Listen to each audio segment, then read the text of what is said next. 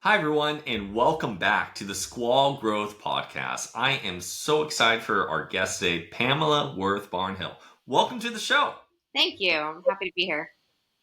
Awesome. Well, I know we've known each other for a few years now, but I would love to have you introduce yourself to our audience and maybe tell us a little bit about your entrepreneurial story and how you got here. Yeah, so I grew up in a very entrepreneurial family, and so the idea of having my own company one day was not entirely foreign. Um, I think the hardest thing for me was being in college and then later being in graduate school Mm. and knowing that I wanted my own company, but I didn't have a good idea. And I really, really beat myself up over that. And then now I have so many ideas that it's really hard to quiet them down. So I think my first kind of nugget here is just to be patient with yourself. When you know that you're comfortable in that spot of being an entrepreneur, just being patient with yourself as you kind of start to understand your strengths, where the opportunity is in the market, and just kind of going from there. So anyway, I digress for a second, but my background, having grown up in an entrepreneurial family, but I went to college, wasn't sure what I wanted to do, so I studied economics and mathematics, knowing that being a problem solver is probably a pretty good skill set for anything down the line, and I could do just about anything.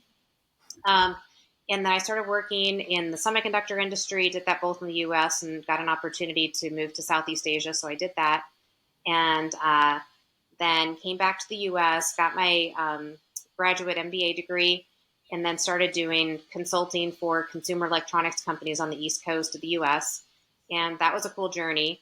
But then started to feel kind of homesick and wanted to go back to the West. And so came back to Arizona and started working in the hospitality industry. And so was revenue manager overseeing 13 properties, then general manager of one, general manager of two, director of operations, president, COO. And so then that became a pretty strong foundation. I was there for about 16, 17 years. Um, that's where I really spent a lot of time understanding how to operate a company, how to deal with vendors, how to deal with upset customers, how to deal with employees. Um, in retrospect, being in hospitality, I think is one of the most interesting fire hoses from a number of different types of audiences you have to take care of and keep happy on a daily basis. And there's constant negotiating that is being done.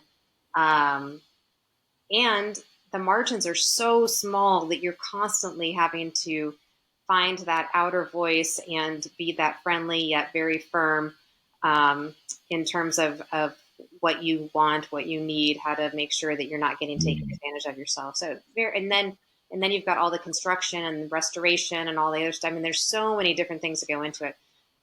So that was a really, really good experience for me in terms of becoming a much stronger operator later in life.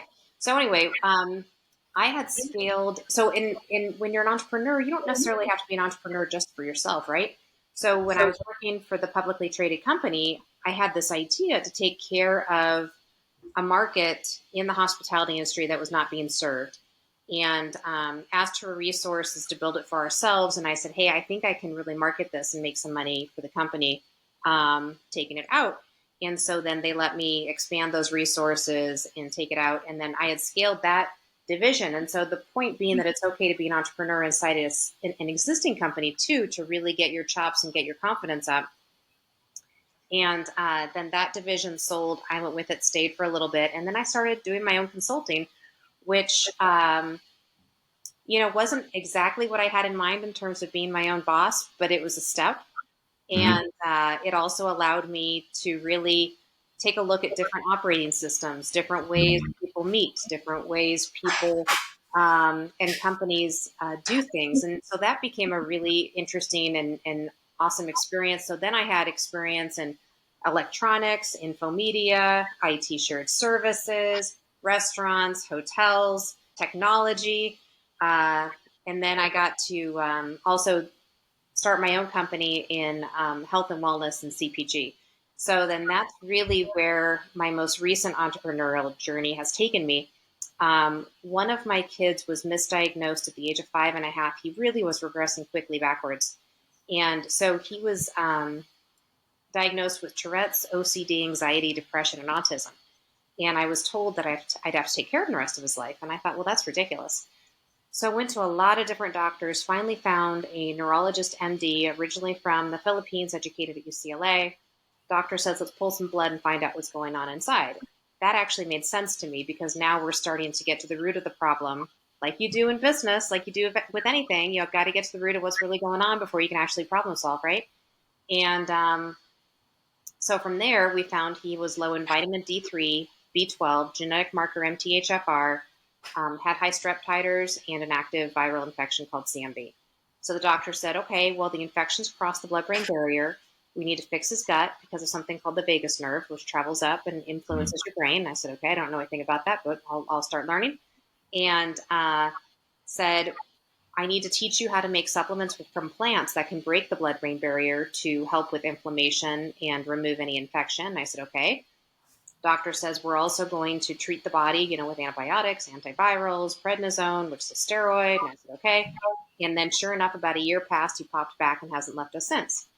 So this journey really, really taught me a lot about getting to the root cause and helping our bodies heal the best they can heal and operate in the best way they can. So I ended up writing a book along with other doctors and families sharing our journey and their journeys, and then started a podcast called Encourage Your Wellness to try and help educate and encourage other people to take a look at their health and wellness. Launched the supplements, and then layering in lab testing and telemedicine to provide community and marketplace for those that really want to get to the root of what's happening. All of this to say that it's been a pretty interesting entrepreneurial journey. Like anything, you learn to constantly ask for help, constantly ask for feedback. Some of it is good, some of it completely stinks, and you just throw it over the side of your shoulder and imagine it's like water rolling down your back, whatever. And you've just got to keep going. And some mornings or some evenings, you're like, are you kidding me after the day I just had? But, you just got to be aware of what your self-care looks like to build your cup back up again. I like to visualize that I've got a cup and it's full every morning. Some mornings feel like it's a little fuller than others, but, you got to do self-care and things that make you really feel good. So you've got that energy to go out and go do it again. So that's kind of where I'm at. I totally resonate with that. And I want to pause and kind of go back to something that you said there is like getting out and having no ideas, knowing you were an entrepreneur, but having no idea to do yet. And that is something that is, I think it's really common for folks, especially for aspiring entrepreneurs or entrepreneurs who have just recently done an exit or left a company. And I personally resonate with it. It's like you have that period of just nothingness. Yeah, and it's hard to sit still. Yeah, it is very hard to sit still when you're used to being somebody that likes to make things happen. Exactly. And it's funny though, is that when you're in that period, it seems like you will never have an idea and nothing will ever come. Yeah, it feels like infinite emptiness. But they do. They do. They always seem. It always seems to do. I mean, when you are, talking to folks and you're advising a ton of entrepreneurs as well. How do you? What's your advice for folks who are right now sitting in that, finding themselves suddenly in that period, especially if they've just sold a company, maybe a company shut down on COVID, there's been a bunch of layoffs happening in tech, right? What's your advice for people who are experiencing that period of what's next, that emptiness? Yeah, and I had a client like this. It was really interesting and fun. I'd never done one like this before. It was a dad had hired me to coach his daughter because she knew she wanted to be an entrepreneur, but didn't know of what. And so what we did was we started with the values exercise. And I love this exercise. It's like these playing cards, and there's like 36 of them, and you lay them out on a table. And then each one has a word on it, like collaborative, transparent, loving, energetic, adventurous, whatever. And it's got these different types of things. And the goal is to get from 36 down to like 20, down to like 14, and you want to end up with no more than 5 or 6. So if you have 5 or 6 Mm. words to describe yourself, what are those 5 or 6 words? And I really, really like starting there, because then you can say, okay, so that's really cool. Those are great words. So what are some of your favorite activities? What makes you really feel happy with your family? What really has made you feel happy in your professional life? In your community, is there anything that you really, really love and feel good about and makes you super excited? And then when you get those goals together of what makes them feel good personally, professionally, and in their community, along with their values, then you can start to say, huh, and it sounds weird, but you start to see some themes, and then you can kind of dig into those a little bit. And it only took us 3 sessions before she was like, I got it. And then she's still going now, and she's profitable. So it's a lot of fun. Oh wow, that's awesome to hear. I mean, I mean, it's so funny how much of that exercise, though, of values is going into formation of like selecting what you want to do and where to focus. Because when you have that alignment, your success rate is so much higher, right? Yeah. And, when you start a company, the company kind of takes on the personality of the founder for a while. Eventually, it kind of grows into its own personality. But I would reckon to say it's probably the first 2 or 3 years really takes on the personality of the founder. And so if you can be clear as a founder who you are and what's important to you and what you want and what kind of white space you're trying to fill, it's much easier to be able to create that messaging for the company and resonate with the buyer too. Absolutely. I think that is where like companies brand, when you're talking about brand building, right, Mm-hmm. it's important to have that value, who that brand is. And sometimes brands are just blah or all over the place and they are filled with superlatives, right? Mm-hmm. But it's tough to know who that brand is, and it's okay for a brand not to be perfect. It's actually the imperfections of what the brand not is not often defines it, right? I think about these values of Lyft versus Uber, right? Very different brands, same exact product, right? Verbatim, same product. The thing I think is really important is, when I say that the company takes on the founder's personality a lot of the time, I was one of those founders that I was very adamant it was not going to be about me. It was not going to be about my face. It was going to be more about community. And it wasn't until I was comfortable in my own skin and being the forward face that it really started to get traction. So kind of annoying, but you can't be afraid to really step out and get a little noisy too. Well, I think that is really good advice and something that you're doing right now with your latest endeavor, right? Because you're taking I mean, you're definitely putting a close, a tale, a close story, and experience, and now you're going out there with an impact, with meaning, to try to promote it. I mean, how do you think about utilizing that, and how have you come up with your values to kind of promote yourself and promote the business? Yeah, I lean on a strong group of people around me to constantly bounce ideas off of and say, hey, what do you think about this? What do you think about this? And just today, I got some advice that, the messaging is still seeming a little too watered now, and I need to really sync it up now that we're layering in lab testing and telemedicine in a much more robust manner. So, like everything, you've got to revisit each part of your life personally and professionally at least once a quarter and just say, okay, am I on track or off track? And, the New Year's goals can seem kind of cheesy, but if you can legitimately be disciplined enough in life to kind of self assess once every 3 months or so, it's helpful. Well, I think so. I know this is something that you also do EOS, and that's a quarterly rhythm, right? Yeah. Which is awesome. Um, but like, what kind of advice do you have for folks and for founders who are hesitant to put themselves out there? Because I'm often working with teams and founders, and there's a hesitancy to tell their story, to go on Instagram, which is scary, right? Especially Reddit or TikTok, where the audience is less forgiving. Yeah. Well, I finally had one guy tell me, he's like, Pam, you've got two options. And I said, yeah. And he goes, either you're going to go out of business, or you're going to hire somebody for a lot of money, or you're going to get comfortable in your own skin and just go make it happen. And I was like, wow, okay, here we go. That's right.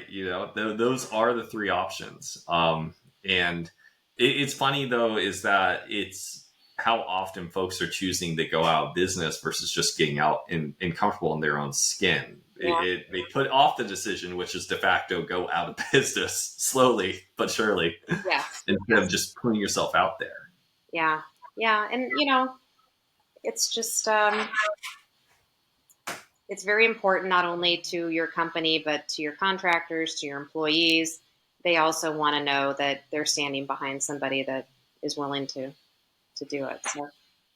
Well, and you've been obviously very successful with it. On your website you have the large live television, which is I think it's the hardest thing you can possibly do is live television. Yeah, that was weird. That was at like 6:00 in the morning, and it was really weird.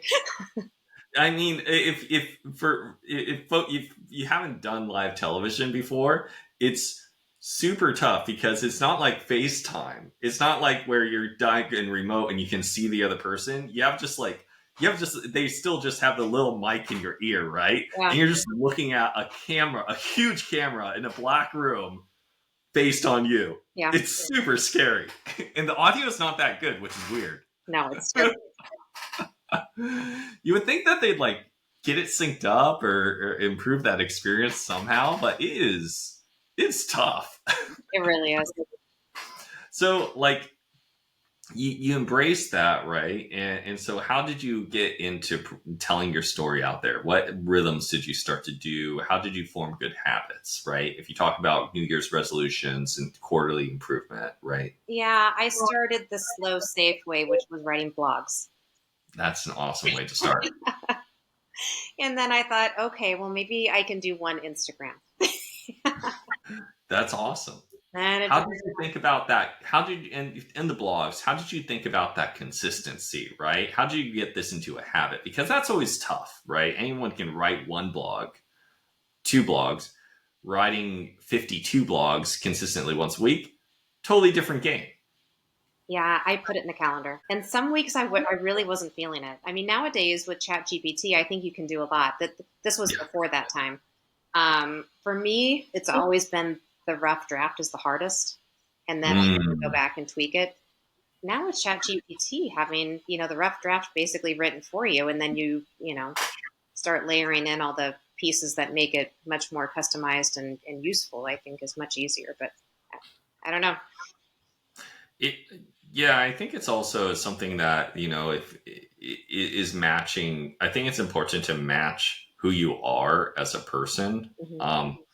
I'm not much of a writer and it never was. But I like video, right? And I like conversations, right? And this is for founders. This is you are watching a marketing hack if you want. It's like you do podcasts and you can record them and show them, and that can be your content. There's a bunch of things you can do. Well, and consequently, the reason I started the podcast was because my team said, look, you can put the transcript on the website and that becomes SEO on Google. And I thought, oh gosh, okay, that makes a lot of sense. And I can invite people on that are experts, and it doesn't no longer has to rely on me being the expert. I can rely on others being the expert and sharing the same story, or not the same story, but a similar vision, I should say, and mission. So yes, It's a major hack. Well, it's a great hack, and yeah, your guests go in and provide social proof from their brands to you as well. Yeah. And so it's really interesting to have those conversations, right? And to get yourself out there with a podcast. It can be super casual. Mm-hmm. And what's cool is your podcast can be about anything at all. Like whatever people are passionate about, right? Yeah. But then, so you have your blogs, you have your your podcast, right? And so a lot of times what gets people turned away from this, founder led brand and promotion is the distribution part. Mm-hmm. So how are you getting distribution out there? How are you getting people to read what you wrote and actually get your content seen? Yeah, I think I probably still have a long way to go on this, but everything's on YouTube, everything's on Instagram. I've started getting on TikTok because there's a large audience on TikTok. And they buy things and they look at things and they share stories, and it's not just the kids. I love TikTok. I think it's overlooked opportunity. Yeah.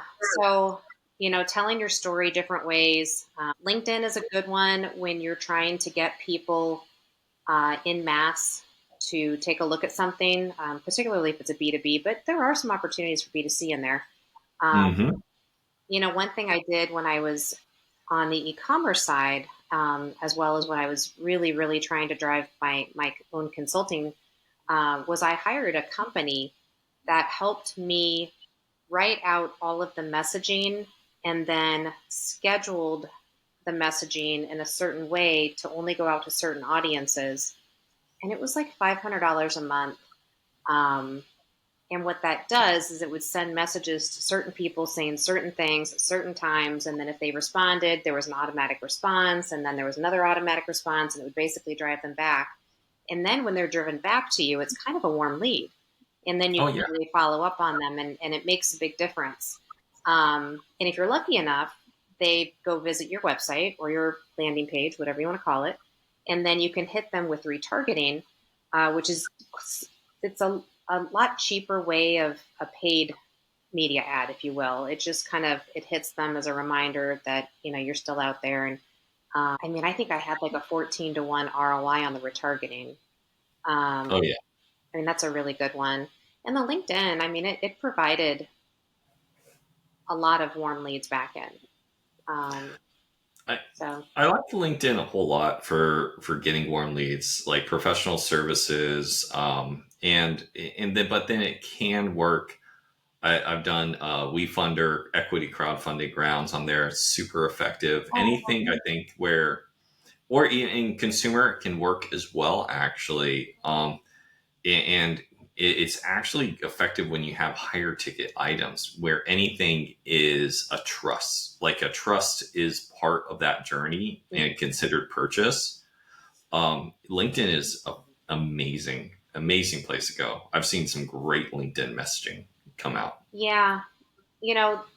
Something I've not yet done yet, but is also a very effective way of doing things is an online course. And so,